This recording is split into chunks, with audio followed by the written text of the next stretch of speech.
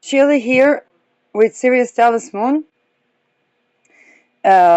Jupiter hour, Mars day. Jupiter is in the first house, 15 degrees retrograde. We are 1 degree of the moon from the eclipse, lunar eclipse, full lunar eclipse, last full lunar eclipse until November 2028, New Year. And we haven't talked about France in a while not because, because I was like, hey, France is going through a lot of upheaval, progressing towards their Pluto return. And this is the chart I picked up. And what prompted me to press record is Macron's sovereignty assertion in the face of the withdrawal of American forces from NATO while aiming frictions of a millisecond to prompt another Article 5 that wasn't there since 2001. And what is interesting is the choice of Macron to um, basically do a Cuba Missile Crisis, but from France. I said sovereignty, okay? Aries is 70 o'clock. I'm going to look at chart of France. I'm going to look at chart of Macron. I'm going to look at chart of NATO. But first of all, a little bit of theoretical background. When it comes to A-bombs, there are international relations theories regarding A-bombs. One of them is equilibrium of power. And the notion that to maintain nuclear peace or to not have an A-bomb drop, we need to have a nuclear balance. This was challenged when we began to address international players as rational and irrational, which was, for example, prompting a legitimacy of attacking Iran from the theoretical framework arena. And the thought that there are rational and irrational nuclear players. So what Macron is applying to very likely is that nuclear equilibrium. Basically stating that if we want to be respected or to be free in the international arena, we need people to fear us. And this comes while NATO nation is required to pay up to its 5%, while United States is both making quite unprecedented moves in the Arctic, in Iran. All of those could prompt an Article 5 and withdrawing its forces. Now, definitely the equilibrium of power around NATO is shifting. Definitely France is in its basically sign of Pluto return. And definitely the notion that the allied nations need to sovereign up to equate power to the United States within NATO is not unprecedented. So whether we see it as the 5% of adding value or the basically adding sovereign nuclear energy, which we see from France creating a power equilibrium, which makes a lot of sense when we think about, hey, if we are to pay up to United States, which is fair enough, they have been paying quite some and have been using NATO quite some. But if we have to pay up, then we also want to sovereign up and want to have a power equilibrium. And one way to do that is nuclear power equilibrium. how does it stand in the face of ideas of denuclearification? Um, I've been tending to denuclearification in the past 2-3 years, and I've already stated my case regarding the unification of the sex for NATO chart. What prompts nuclear energy to begin with? I'm talking not about rejuvenating nuclear energy, but wartime. And the understanding that the answer to Dante's cities is Hiroshima and Nagasaki. As much as we don't like to state that, it is also a grim reality because Hiroshima and Nagasaki had margins that uh, lasted for 70 years. So when we are speaking about adding nuclear energy, nuclear energy, we're like energy, no. These are nuclear bombs. And Macron is not playing about that. Um, but when we talk about that, another thing comes into play. Other than the power equilibrium theories, we also have theories about weapon industries and the arms race. And the way it goes is basically when we develop weapon, we usually comes usually a threshold which we will use it. And this is where the nuclear equilibrium stands in friction to the fact that that the ontological unit, nuclear bomb or nuclear power as a weapon, also is played in another equation. One is the nuclear equilibrium, and another one is the arms race, which means that and in that equation, because that nuclear unit is not a Gödel theorem, it's not the point out of the set of weapon, then um, we are expected to see nuclear bombs behaving as any other weapon, meaning weapon development race ends up in actually using weapon. And this is the paradox of weaponization and the military industrial complex. And the fact is that we all want to think in advance about defense, and yet as we prepare for defense, we run in the risk of having a theory or a fear that manifests itself. Now, to the charts.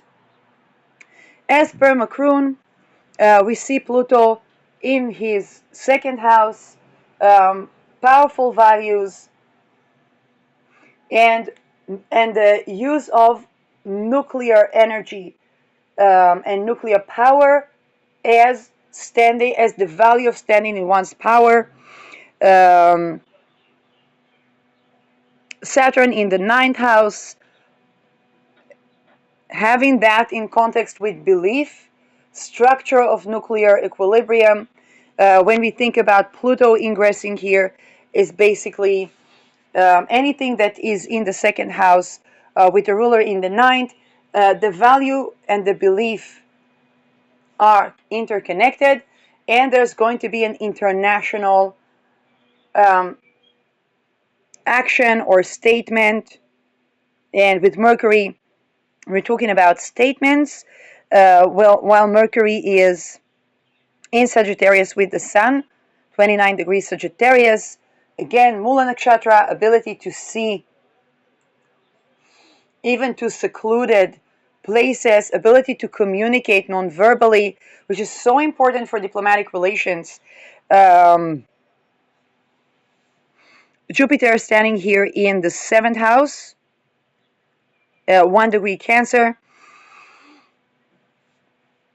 And we see indeed Pluto coming in, which is nuclear power and the use of nuclear power internationally, or a statement regarding use of nuclear power, which means not shooting bombs, but setting the bombs on an international arena, and basically to sovereign up or in connection to relation with an allied nation, or in that case an allied nation, or in that case not only United States. United States is a study case of a country that has more power in the allied nations. What does it do to the power equilibrium within NATO nation? Does it create a desire to have nuclear equilibrium within the allied nations and sovereign up to France? Those things are definitely possible. So I can definitely see how that Pluto in the second house coming into play, and the eclipse that we're going to have in Virgo is basically Moon Ketu in Virgo, Rahu in Pisces, and we see those structures with the ruler Ketu in Rahu, a desire to instill a structure, in that case nuclear structure, in neighboring countries. Third house is the countries, the local countries around.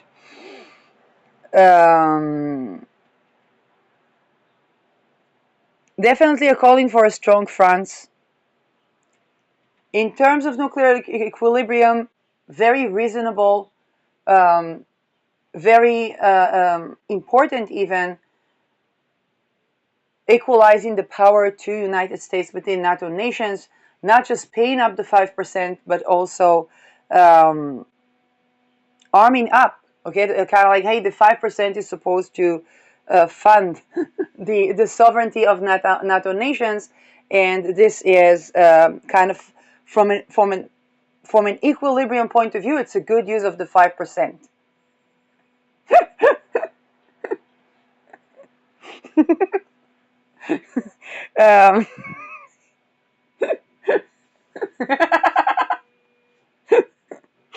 And Kofi.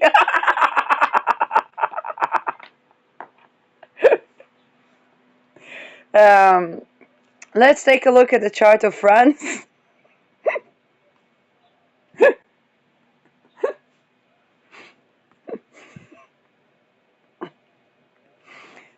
Holding that jab about the previous episode is like holding a sneeze. And so, like when you think about using the 5% for something, like in what context does nuclear bomb look like a good idea? Like, believe me, there are contexts.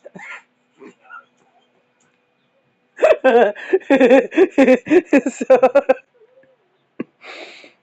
like I said, those who bitch about the 5%, besiege daycares, besiege.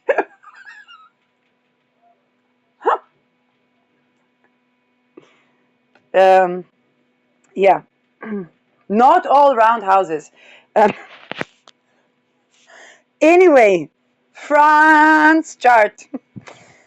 So, France is definitely entering the sign of its Pluto return. What I mean, the sign of its Pluto return, with the let's jab United States a little bit.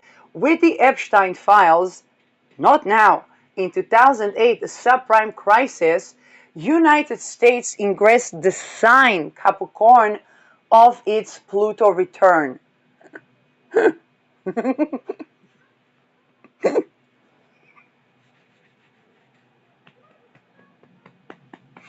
Okay, now if we can reframe since 2008 the Pluto ingress to Capricorn as the entire Pluto through Capricorn preparing for the Pluto return, which was COVID. I said, let's jab United States a little bit.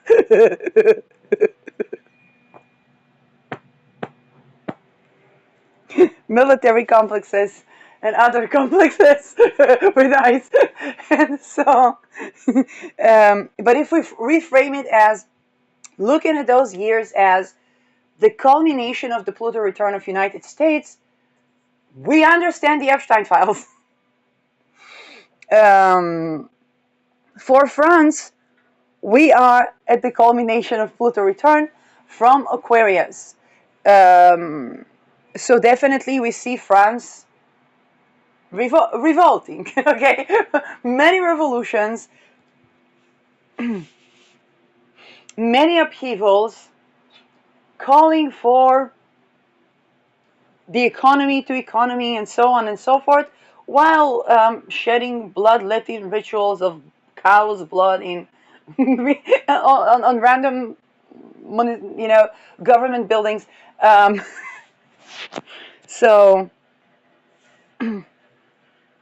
so those things can definitely be a part of that Pluto already in its Pluto return sign. Again, we have some almost 20 years, um, but those 20 years can be marked as the Pluto return for France. Okay, it's French Revolution o'clock or guillotine o'clock.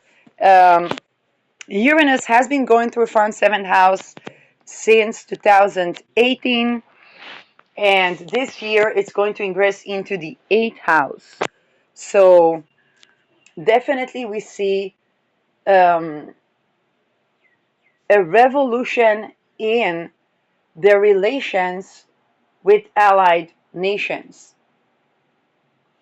Um, the ingress into the eighth house can definitely be related to transforming a shift in power, a shift in power, um, and with the beginning, where we still have the sextile to Pluto, revolutionizing the hidden resources or the hidden wealth. And in that case, with the sextile to Pluto, it can be those nuclear plants settings. And it also can tell us that they will want to use the 5% for that. Like I haven't checked what Macron says. I'm just looking at the chart and I'm like, yeah, they're probably gonna want that money coming from um, somewhere, um, and it kind of makes sense. The 5% to the allied nations is to sovereign up militarily.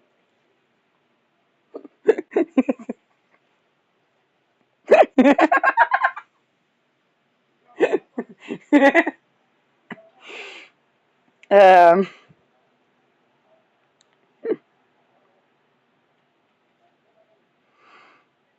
I don't know what Singapore thinks about that, but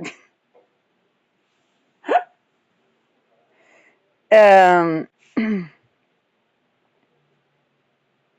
Uranus, Neptune, Saturn in the sixth house tell us, first of all, Neptune, Saturn in the sixth house can be open enemies, and it can absolutely mean the issue with Iran.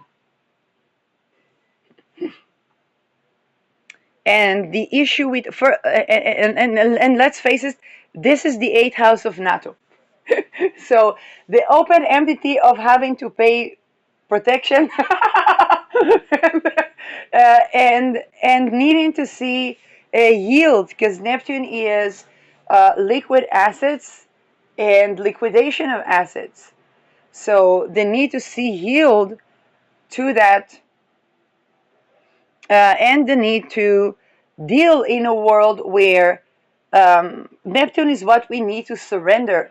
And so the structure of open enemies or war with open enemies, or will France participate in war, where United States can prompt an Article 5 tomorrow, if it hadn't already had, and then France is in an alliance, so like all the allied nations, it has to participate. And this is where we see Neptune in the sixth house kind of having to surrender, whether they are in wartime or not. Um, and that state of a parameter that one cannot fully control can be an incentive, a further incentive to use something that we can control, or believe we can control, which is nuclear power, or nuclear power as weapon. Ascendant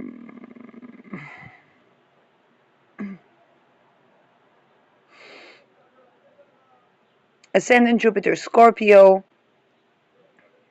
We are approaching Neptune opposition for France. Sol in Libra, Venus in Libra, Rahu 24 degrees, yes, in Virgo. This is a Rahu that is not too far from Al-Qaid.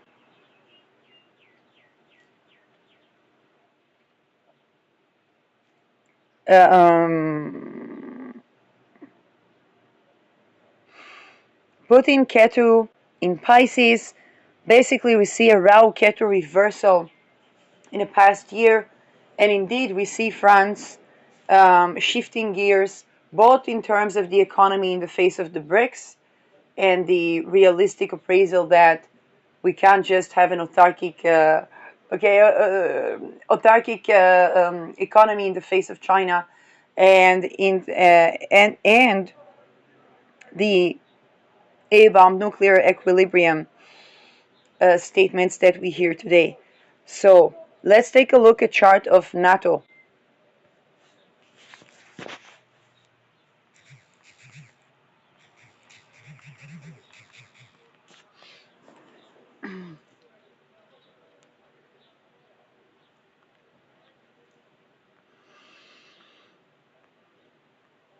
Chart of NATO. Long time no see. Pluto in the 6th house, Neptune in the 8th house, Uranus in the 9th house about to ingress into the 10th. Where do we see this eclipse with NATO?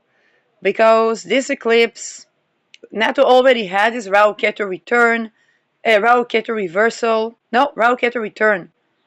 And the Rahu return was definitely the ingress of Rutte to NATO, the discussion about the 5%, having to deal with the raising of basically the funding for the alliance, which is the 8th house.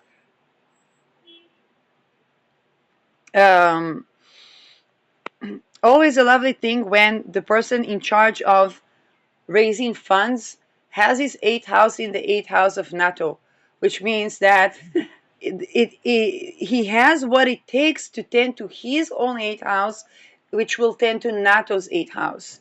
And when we talk about compatibility between a person in a workplace or a person in a corporation and the job title and the charts, it's true. It's true. Let's say if there was something prompting, let's say my 8th house, which is Libra, and I had to stand and raise funds for I don't know, a diplomatic conglomerate or a juristic revolution or something like that, then addressing my own 8th house would be addressing any organization that has Libra in the 8th house. So they basically means growing with the job title rather than in contradiction and so on and so forth. By the way, me having the opposite ascendant, which is Pisces, and having Aries 2nd house serves very well to see what was swiped under the rug, because 2nd house is values and sovereignty is my value, so I can identify with investing in sovereignty and pay attention to what was swiped under the rug. That makes it challenging when it comes to basically the hidden, the passive income or the raising funding for, in that case, the alliance. Not going to delineate I'm talking about NATO, not going to delineate that to people. I'm not an accountant. The blood pressure can go down. So the world was waiting for that joke. Yeah. In Netherlands, they say roestig. Um, as per the alliance has already been through the Rahu return, but now it is the first and seventh house, which means allies and open enemies. And with Ketu in the first house, it is calling NATO, and in that again, Secretary General um, saying smart things that NATO needs United States, and United States needs NATO. This is one way to see how that first and seventh house plays both within the allied nations, but also on the question of should United States or dissolve its participation in NATO, which we saw Trump putting everything that United States is allied in into question, and we see how there are tremendous efforts to preserve the relations while not giving up sovereignty. So this is where the allied nations are called to deal with the possible war, a possible actual prompting of Article 5. Again, this is a once in 9 to 12 years of addressing the first and seventh axis. For example, if we take a look at kind of like before the Me Too era, this is where NATO would need to address more itself and its identity, also its funding with Mercury in the 8th house. But now it's more its relation with what happens if, and this is in 18 years. If we go back 18 years ago, we would be finding ourselves in, yeah, 18 years ago, we would be finding ourselves in around the subprime.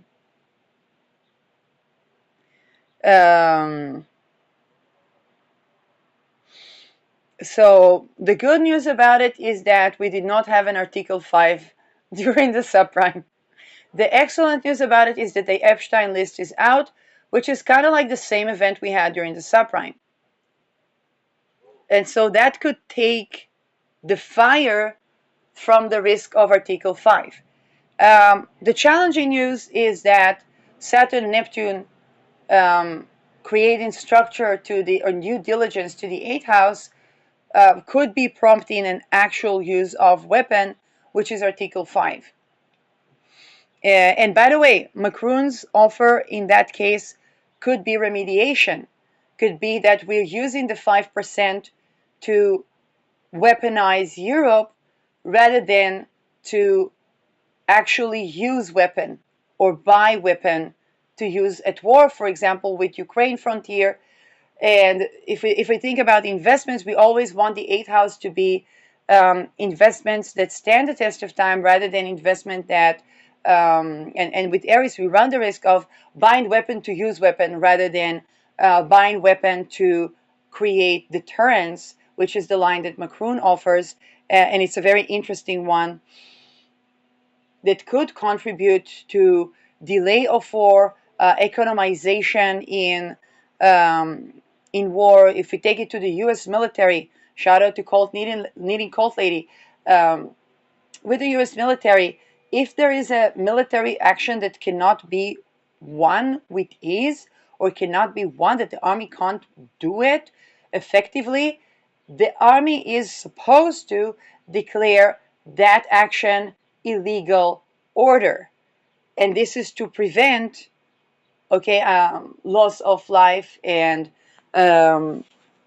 putting United States in really weird situations. And so when we think about an Aries second house, an Aries 8th house, we think about the understanding that this whole changing world puts NATO in a question where an Article 5 response could be considered illegal action if it is not something that the allied nations can actually withstand. The call for Macron to use the nuclear equilibrium as deterrence is quite an interesting and very reasonable. Again, we have to take into account that that nuclear weapon as an ontological unit plays a parameter in more than the nuclear equilibrium equation. And at the same time, do we really want to buy weapon to use it? Do we really want to order weapon because we need it to the front? Or do we actually want to have a sustaining deterrence that can delay and or even prevent or at least minimize or make effective a response to any prompting of Article 5? So this is how I see the things looking at Aries. Um, when it comes to Pluto in the sixth house, powerful open enemies, and the nuclear equilibrium um, as a topic of the sixth house, uh, basically with this Saturn in the 12th house, 29 degrees, being predictive around the changing nuclear equilibrium in the world, particularly with the attacks on Iran.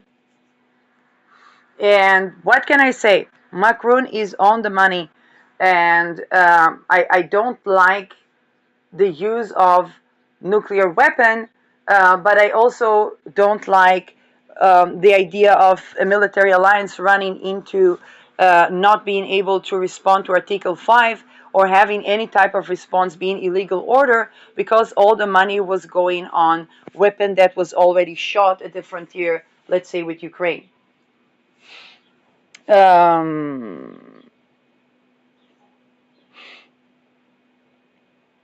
Now this Saturn is activated in the coming 20 years by this Pluto, which means the topics of nuclear equilibrium will continue to be an issue. And this is a coming Pluto opposition. By the way, 2030 is the beginning of the Pluto opposition to the exact degrees in the middle decan of Leo. So NATO nation was founded as something that took nuclear equilibrium into account. And now we see it from the 180 of the Gladio.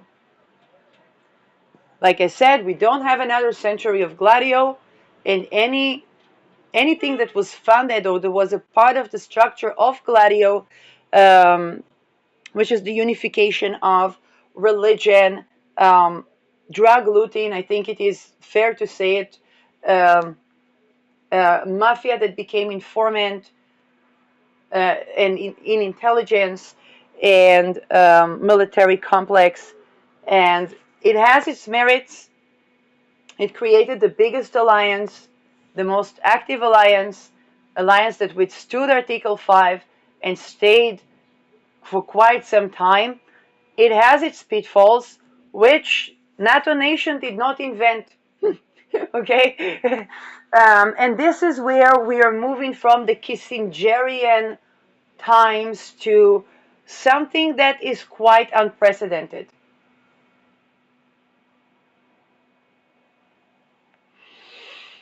Um,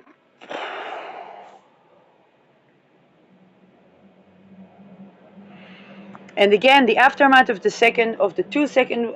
world wars, the two world wars, the two second world wars. This would be my pasta misparale for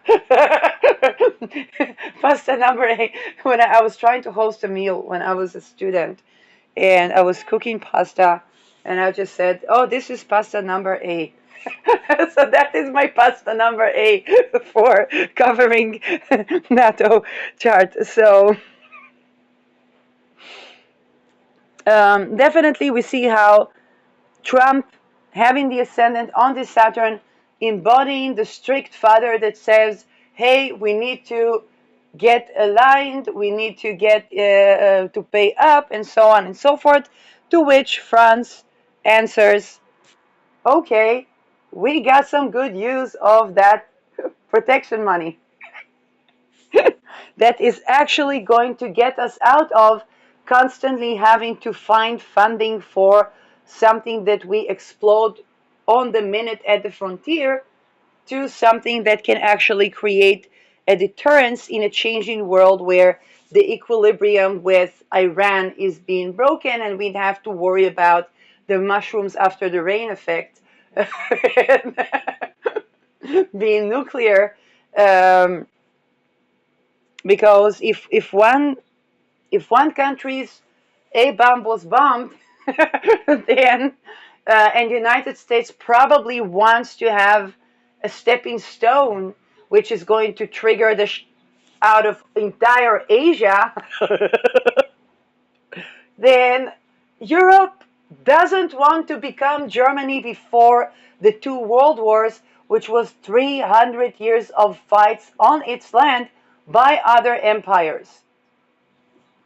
Um, and by the way, in terms of political history and culture, there are some people that see the Nazi ideology and land redemption, jabs around where I'm broadcasting from, are totally understandable. Um, like I said, redemption is something that um, is a red flag. But the Nazi ideology is considered to be a result of, whether it's right or wrong, the 300 years of constant degradation, humiliation, rape upon German land by non-Germans. And measurements to prevent that, using a power equilibrium or nuclear power equilibrium, are um, not not irrational when we come to think about it. And this is also the scary logic of war. Because in the scary logic of war, to nuclear up is actually raison d'etat.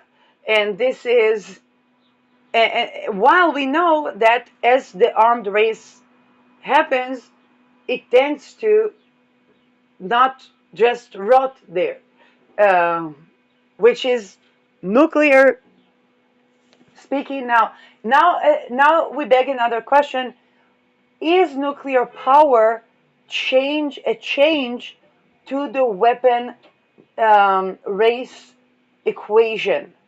Could nuclear power act different? My prediction: we should not be too optimistic. Falcon, if they torture children, rape, starve, whatnot, in Epstein Islands, in Detroit states, or whatnot, don't think that there will be rational players about A-bombs.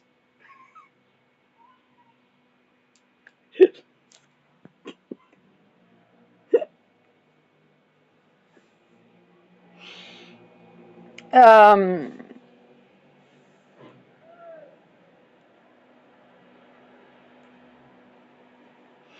by the way, Uranus going through both Taurus and Gemini prompts Venus and Mercury that are still in the 8th house for NATO. So we are going to continue to have those 8th house debates, and for the coming kind of almost a decade. And then we get to the moon, which is in Gemini. So the Uranus going through Cancer, um, again, is likely to be prompting that moon in Gemini that conjoins Uranus. So even after the Civil War clock, it's not going to be completely over until Uranus ingresses to Leo again and prompts the 8th house again. So, um, what are the takeaways? Because we seem to have been talking about denuclearification while having to nuclear up.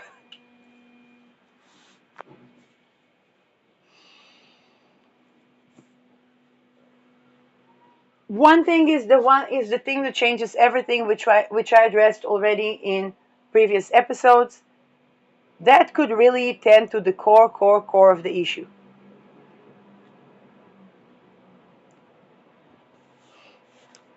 Second is the thinking of energy as shifting and transforming.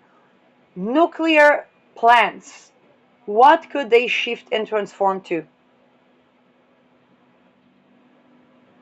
And I dare say we must tend to that before the 2060s. We don't have another century to think about that, because the minute Neptune radiation and Pluto no longer sextile, then they begin to create a conflict. And this means that we would have to shift into something that doesn't create a whole lot of radiation pollution. On the other hand, the sextile of Pluto and Neptune was two major radiation leaks that we know of, and a shit tons of others that we don't. For example, if Iran's nuclear power infrastructure was bombed, it is inhumane to think that something didn't leak there. And I'm probably already broadcasting from a not completely safe nuclear distance from that. And neither is segments of Europe. So as we invest in more nuclear, now here's the risk with nuclear infrastructure. Um, that thing can be, to create a leak is less difficult than to dismantle an entire nuclear power plant. And um, and this is, the issue with power. um, what could we be transforming A bombs into with the minimal radiation? And I think of it as the Da Vinci standard. When Leonardo da Vinci was looking for patronage, he was inventing bridges, and he marketed them, and the weird weapon that he invented that I wish was not invented, but not everything about Da Vinci is so good. but but he marketed bridges as something that can be used in time of war, and something that can be a beautifully designed city in times of peace. So we want to think about what can we do with nuclear power. People talking about powering a city. It's a different type of derivation of the nuclear power. It takes a lot of adjustment. I don't know. I think even I don't know if it's even economic to do that.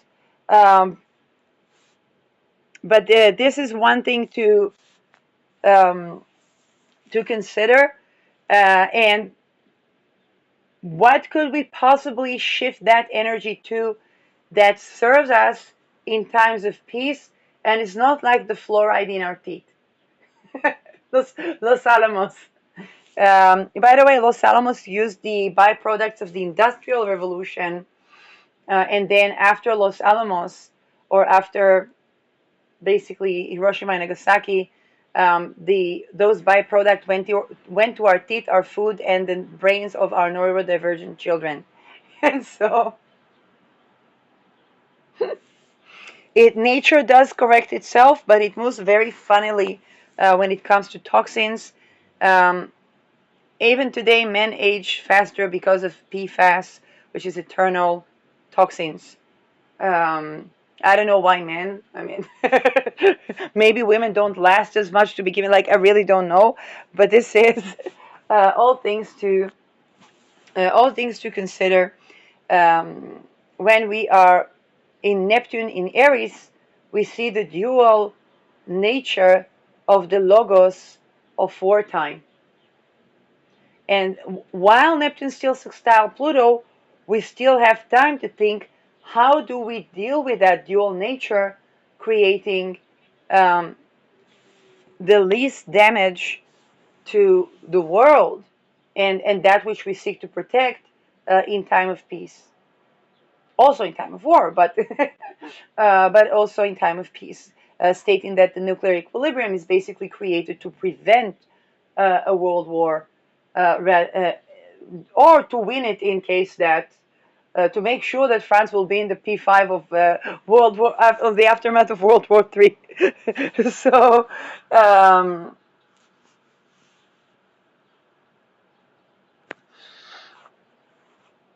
definitely we can see how a country that has a Pluto return on the sign of the Pluto opposition, Pluto is the one that's prompting the A-bomb issue. Um, as for United States, it's coming more from Trump, that embodies that Saturn, which is triggered by this Pluto. So both Macron and Trump are triggered by the by Pluto ingress to Aquarius in the chart of NATO. By the way, knowing that takes a shit ton of grudges, considerations, frustrations, not knowing where it came from when it comes to running an organization. If I know that this is the chart of the founding of NATO, and I see, oh, look at that Saturn, that's Trump. Look at that Pluto, that's France. If I know that, then I can stop blaming Trump for activating this Saturn, which is anyway activated by Pluto, and understand France taking the underdog power measure that shifts the it's kind of like allied nations take the power to the people, but the people are the allied nations in the face of United States, and United States being in a state of Great Britain before the foundation of United States.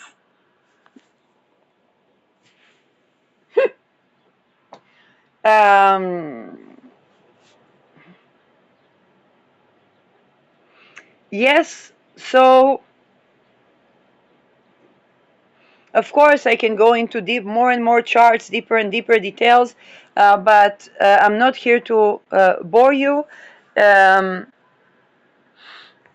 Simply wanted to address that power move with the pros, the cons, how it relates to the chart, and how I can derive it from the original chart of NATO, rather than you know, rather than idealizing or devaluing when it comes to any of the people that are part of the organization, actually looking at the chart of the organization and say, okay, Trump is playing that Saturn role, okay, France is playing that Pluto, taking the power back to the allied nations in that case role, and to France, of course.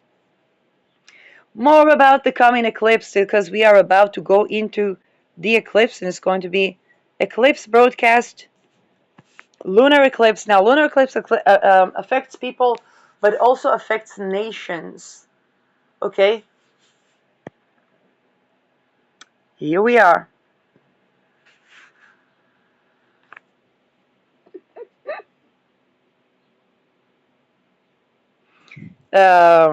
This is the lunar eclipse. And by the way, the fact that I'm covering that as a civilian is in itself a part of the eclipse. If I would, I never thought to do that, but I think after 1.5 or 2 years, with 2026, it's almost 2 years of covering NATO. Um, where do I find me, the broadcaster? Well, I have Uranus at the fourth house of NATO, which is me as a civilian. NATO has Uranus in my fourth house, which means me as a concerned civilian, because it's affecting my home. And ascendant not too far from my descendant. So me here being right here at the seventh house of NATO as ascendant. Sol Venus in the ninth house of NATO. Again, teachings about Uranus going through the ninth house of NATO, astrological teaching, a woman astrologer covering NATO. My Rahu and Chiron in the 10th house of NATO, which is basically as I'm moving forward to my Rahu maturation. I'm age 41. 42 is considered Rahu maturation. This basically this 10th house of NATO becomes my fourth, and I'm broadcasting from home, which means that it becomes a part of how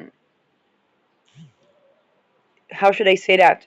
A part of the 10th house. Um, Fascinating to me because for me it's the fourth house, and indeed the phrasing NATO nation and Mercury is words. So NATO nation is a moon word, and Mercury ruling the eclipse is in my first house, with me using the word NATO nation in my broadcasts, understanding the lunar context rather than just the solar or the Martian. This stellium in the eighth house is in my second house, which I addressed. I have Mercury in the second house with Mars here in the third house of NATO. Mars 22 is my ninth, and I'm broadcasting from a neighboring country to the NATO nation.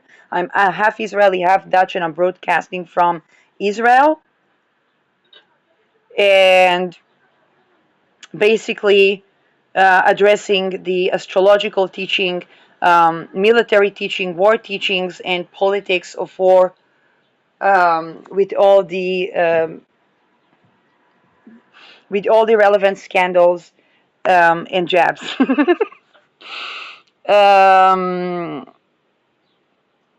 My moon in the 11th house, so guest guest performance by my mom asking me to buy milk and eggs because I have a moon in Cancer and moon is mom's.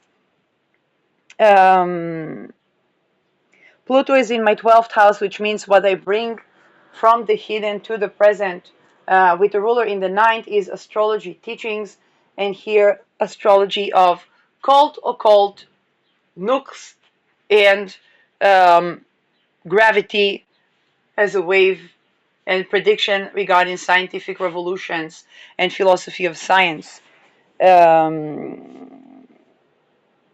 So Leo is my 6th house, and again, this is putting Saturn and Pluto in my 6th house of this, me being of service to the world, and my Sun is in Taurus, which means as broadcasting, covering these issues that are even the hidden facets or the hidden potential hidden enemies, which I address as the things swiped under the rug with NATO Sun in the 8th house, which is my second. I bring to light what was swiped under the rug or what could be potential blind spots um, in the alliance.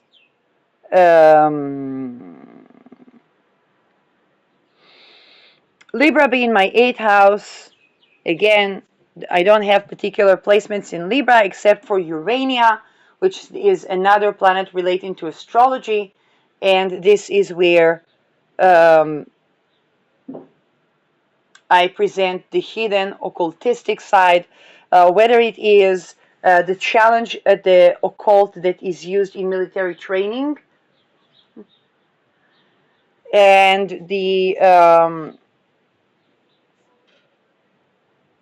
the potential risks of radiation. Neptune, uh, which is by the synastry, I see it in the 8th house as things I shouldn't swipe under the rug for me, but for NATO, it's actually the value of, do we use drugs as a resource?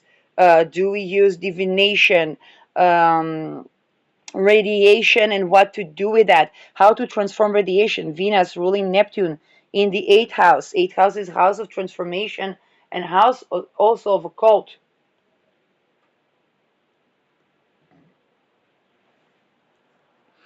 Um, yes, this is so much so the synastry.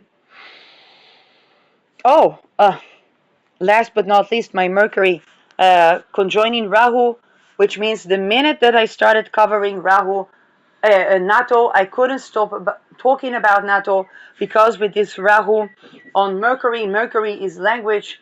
Mercury in the 2nd house is also talking about my values, and NATO has increased that with increased addressing sovereignty related issues and the details Mercury regarding sovereignty, identity with this Rahu and Lilith kind of besieging my Mercury. Um, so we see um, how I, the astrologer, am a part of, or how my coverage of NATO can be derived as well from the NATO chart. 8th house is a conflictual house, and indeed, I did not agree to do the signs of the 666 or the double sign, and I'm the only astrologer I know that covers NATO without these signs and without the appeasing. Giving an actual authentic reading, and that point of conflict is actually constructive both for me and for the NATO alliance, um, because I am addressing the things that were swept under the rug, um, from a place where I have a great access to see the core issues and address them and address possible solutions, again from point of view of astrology. Literally, literally Uranus in the 4th house could mean home astrologer, and only now I think about that. It wasn't intentional, but it just happened. um, my Jupiter is in the 5th house, um, which I think is more problematic. um, but this is co-present with the natal Jupiter of the alliance, and midheaven in the 4th, Neptune in the 5th, midheaven Neptune 4th and 5th, which means, yeah, that there were some entertaining scandals. Now we rest the elephant in the room, and this is my Eclipse podcast covering NATO, the pink elephant, yes. No.